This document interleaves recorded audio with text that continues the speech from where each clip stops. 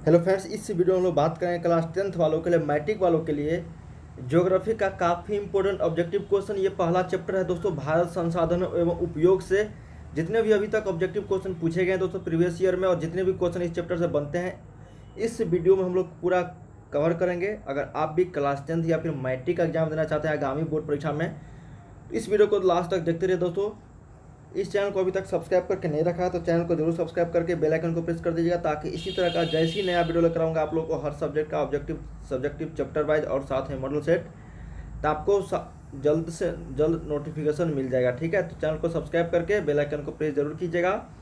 और भी क्वेश्चन का प्रैक्टिस सेट करना चाहते हैं दोस्तों, तो वीडियो के डिस्क्रिप्शन में आप लोगों को मोबाइल ऐप और जो है वेबसाइट का लिंक नीचे डिस्क्रिप्शन में दिया गया है, जाके आप लोग जरूर डाउनलोड कर सकते हो PDF के रूप में। ठीक है, चलिए पहला क्वेश्चन देखते हैं। यहाँ पे भारत संसाधन एवं उपयोग चैप्टर से जितने भी क्वेश्चन यहाँ पे पूछे गए देख सकते हैं कि बोला गया कि पंजाब में भूमि निम्नीकरण का निम्नलिखित में से मुख्य कारण क्या है।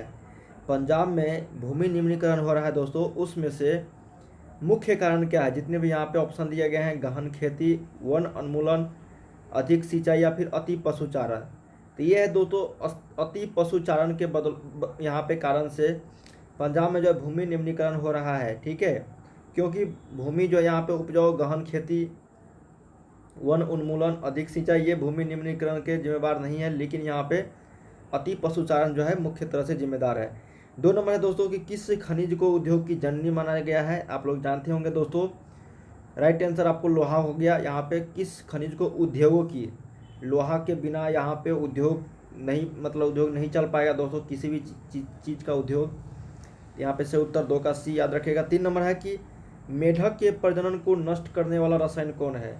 तो मेढक के प्रजनन को नष्ट करने वाले रसायन के अगर नाम बात करें तो ये एंड्रीन हो जाएगा दोस्तों। सही उत्तर यहाँ पे आपका 3 का C हो जाएगा। ठीक है,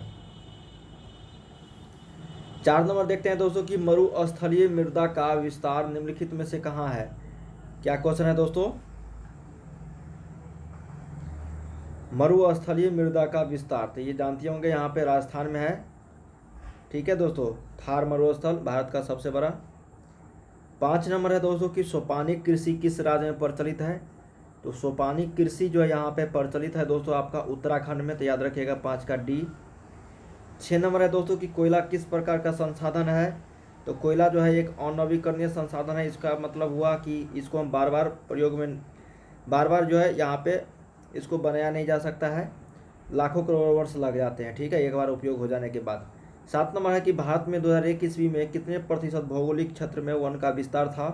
2001 ईस्वी की बात हो रही है दोस्तों, तो ये था 19.27%। ठीक है, अब जो यहाँ पे 16% के आसपास या फिर 14% के आसपास आ चुका है, आप लोग देख लीजिएगा। 8 नंबर है कि प्राणियों के शरीर में कितना प्रतिशत जल की मात्रा निहित होती है। तो मनुष्य के शरीर में जो निहित होती है दोस्तों वो होता है 65%। ठीक है, याद रखिएगा। 9 नंबर है कि वृहत क्षेत्र में जल की उपस्थिति के कारण पृथ्वी को कहते हैं नीला ग्रह, कहते हैं दोस्तों ब्लू प्लेनेट। बात आता है 10 नंबर की काली मृदा का दूसरा नाम क्या है। तो काली मृदा का जो दूसरा नाम है वो रेगुर मृदा है। 11 दोस्तों की FAO की वानिकी रिपोर्ट के अनुसार, क्या है, FAO के वानिकी रिपोर्ट के अनुसार, मतलब वन का रिपोर्ट के अनुसार 1948 ईस्वी में विश्व में कितने हेक्टेयर भूमि पर वन का विस्तार था।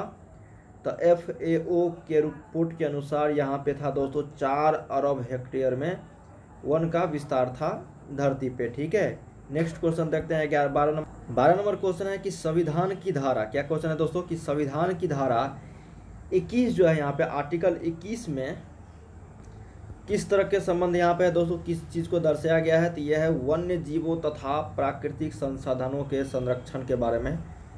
किसी भी संसाधन को हम संरक्षित कैसे कर सकते हैं, वन्य जीवों तथा प्राकृतिक संसाधनों के संरक्षण के बारे में आर्टिकल 21 के संविधान में बताया गया है। 13 नंबर है दोस्तों कि बिहार में अति जल दोहन से किस तत्व का संकेंद्रण जो यहाँ पे बढ़ा है। तो जानते होंगे दोस्तों, बिहार में जब अति जल दोहन मतलब बाढ़ के समय आता है तो उसमें आर्सेनिक का जो है मात्रा ज़्यादा बढ़ जाता है दोस्तों, तो वो बढ़ जाता है संक्रेदन, इससे बीमारी का खतरा होता है। 14 नंबर है कि बिहार के कितने प्रतिशत भौगोलिक क्षेत्र में वन का फैलाव है। बिहार में जितना भी यहाँ पे दोस्तों भौगोलिक क्षेत्र है उसमें से कितना प्रतिशत जो है वन का विस्तार है दोस्तों? तो ये हो जाता है आपका 7%। 100 में मात्र 7% पे वन का विस्तार है, ठीक है, फैला है। 15 है कि भारत का राष्ट्रीय पक्षी क्या है? तो ये जानते होंगे मयूर है दोस्तों। 16 आता है कि निम्नलिखित में से कौन सा जानवर केवल भारत में ही पाया जाता है? तो ये डॉल्फिन हो जाता है। 16 का सही उत्तर बी हो जाएगा, डॉल्फिन, जो भारत का राष्ट्रीय जलीय जीव भी है।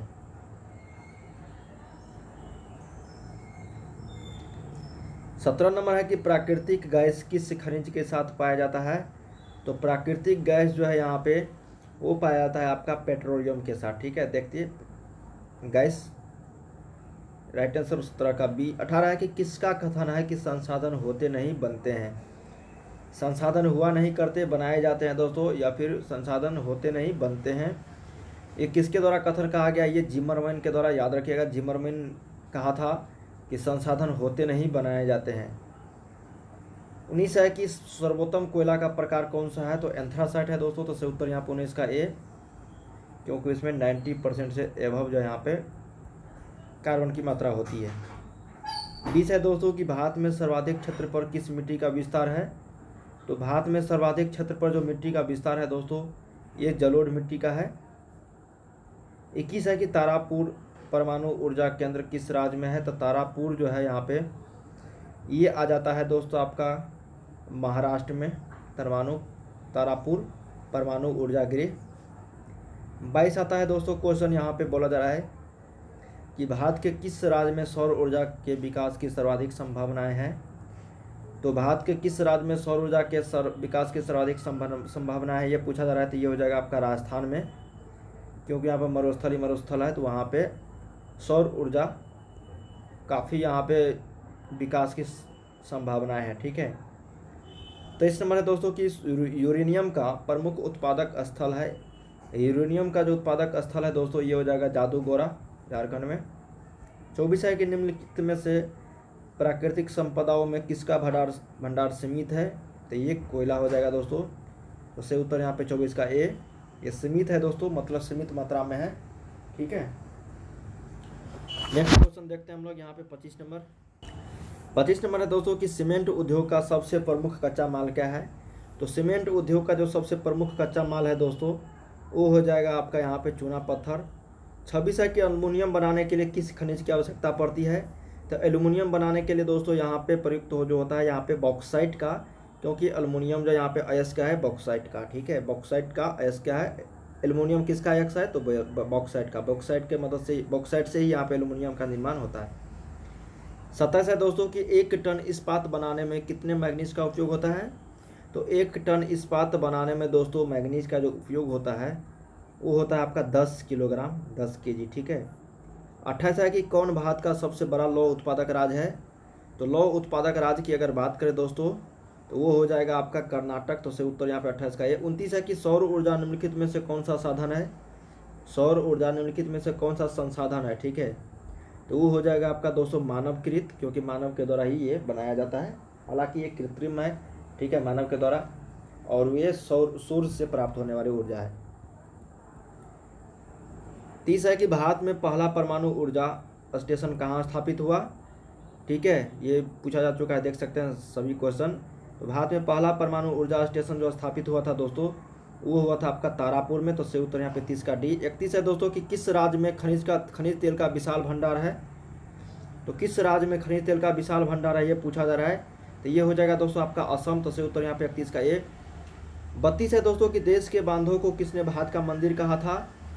तो देश में जितने भी बांध है दोस्तों, जो नदी के बीच में होते हैं, मतलब साइड में, बीच में नहीं, उसको पुल बोलते हैं। बांध होते हैं जो डैम जिसको बोलते हैं दोस्तों इंग्लिश में, और नदी के दोनों किनारों में होते हैं, ठीक है। तो ये भारत का मंदिर कहा था किसने, कौन से महापुरुष ने? तो ये कहा था जवाहरलाल नेहरू ने, ठीक है। 33 है दोस्तों कि वन संरक्षण एवं प्रबंधन की दृष्टि से वनों को कितने वर्गों में बांटा गया है? तो ये बांटा गया है दोस्तों 3 वर्गों में, तो सही उत्तर यहाँ पर 33 का बी। 34 है दोस्तों कि समुद्री क्षेत्र में राजनीतिक सीमा की कितने किलोमीटर तक का क्षेत्र जो है राष्ट्रीय संपदा निहित है दोस्तों? समुद्री क्षेत्र में राजनीतिक सीमा के कितने किलोमीटर तक का क्षेत्र राष्ट्रीय संपदा निहित है? तो ये है दोस्तों आपका 19.2 किलोमीटर। तो सही उत्तर यहाँ पे 34 का डी। 35 है कि लौह अयस्क जो है यहाँ पे किस प्रकार का संसाधन है, तो लौह अयस्क जो है दोस्तों ये आपका अनवीकरणीय संसाधन है, ठीक है, याद रखिएगा। 36 है कि तट रेखा से कितने किलोमीटर तक का क्षेत्र सीमा अपवर्जक आर्थिक क्षेत्र कहलाते हैं, तो ये कहलाते हैं दोस्तों 200 यहाँ पे न्यूट्रिक मील, ठीक है, तट रेखा न्यूट्रिक मील यहाँ पे बोलते हैं उसको। तो सही उत्तर यहाँ पे 36 का बी। तो दोस्तों हम लोग 36 क्वेश्चन किए हैं पहला चैप्टर से। दूसरा चैप्टर का क्वेश्चन देखेंगे दोस्तों अगले वीडियोज में। हर एक सब्जेक्ट का चैप्टर वाइज पहले देंगे हम लोग, उसके बाद आप लोगों को objective model set, subjective model set, ठीक है, प्रीवियस ईयर क्वेश्चन बताएंगे। बन रहिए दोस्तों इस चैनल के साथ, चैनल को सब्सक्राइब कर लीजिएगा ताकि इसी तरह का जैसी वीडियो लेकर आऊँ नोटिफिकेशन मिल जाए। उम्मीद करते हैं दोस्तों इस वीडियो के माध्यम से आप लोग को काफ़ी सारी जानकारी मिली होगी। बन रहिएगा।